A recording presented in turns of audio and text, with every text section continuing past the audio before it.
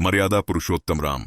महर्षि वाल्मीकि ने मुनिश्रेष्ठ नारद से पूछा, भगवान, इस समय इस संसार में गुणी, शूरवीर, धर्मयज्ञ, सत्यवादी और दृढ़ प्रतिज्ञ कौन है?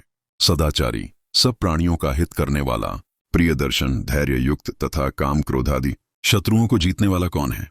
मुझे यह जानने की प्रबल अभिलाषा है।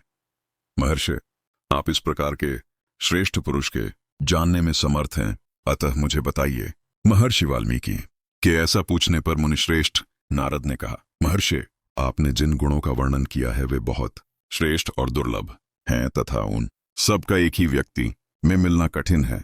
फिर भी आप द्वारा पूछे सभी गुणों से युक्त एक व्यक्ति हैं जो इक्ष्वाकु वंश में उत्पन्न हुए हैं और राम नाम जगद विख्यात हैं। वे अति बलवान, धैर्य युक्त, जितेंद्रिय, बुद्धिमान, प्रिय वक्ता, शत्रुओं के नाशक, धर्म के जानने वाले, सत्यवादी, प्राणियों के हित में तत्पर, वेदों के ज्ञाता, धनुर्वेद में कुशल, आर्य, प्रियदर्शन, गंभीरता में समुद्र के समान, धैर्य में हिमालय के सदृश, पराक्रम में विष्णु के तुल्य, क्रोध में कालाग्नि जैसे, क्षमा में पृथ्वी सम, दान करने में कुबेर और सत्य बोलने में दूसरे धर्म के समान है। उस समय की अयोध्या 60 मील लंबी और 15 मील चौड़ी थी। नगर के चारों ओर जल से पूर्ण एक खाई थी। नगर के चारों ओर दुर्गम दुर्ग बने हुए थे, जिन पर नाना प्रकार के अस्त्र शस्त्र और बड़ी बड़ी तोपें रखी रहती थीं।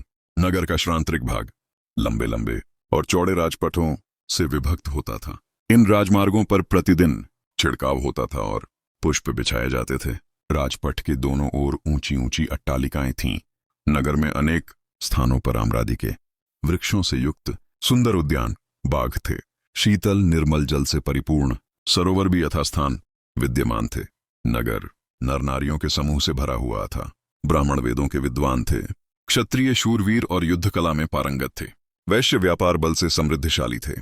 शूद्र श्रद्धापूर्वक द्विजों की सेवा करते थे।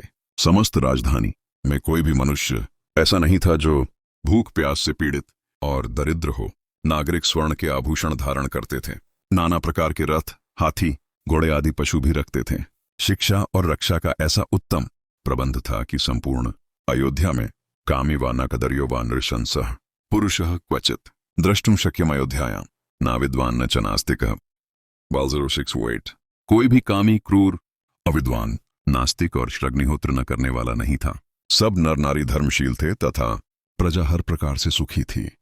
भगवान, आप ऐसा प्रयत्न कीजिए जिससे हमारे कुल को वृद्धि हो। महर्षि बहुत अच्छा कहकर राजा से बोले, राजन, आपके कुल को बढ़ाने वाले 4 पुत्र उत्पन्न होंगे। पुत्र प्राप्ति कराने के लिए मैं अथर्ववेद के मंत्रों द्वारा विधिवत पुत्रेष्ट यज्ञ कराऊंगा। तदनंतर तेजस्वी अर्ष ने पुत्रोत्पत्ति के लिए पुत्रेष्ट यज्ञ का आरंभ कराया और मंत्र विहित कर्म से अग्नि में आहुति देना शुरू किया।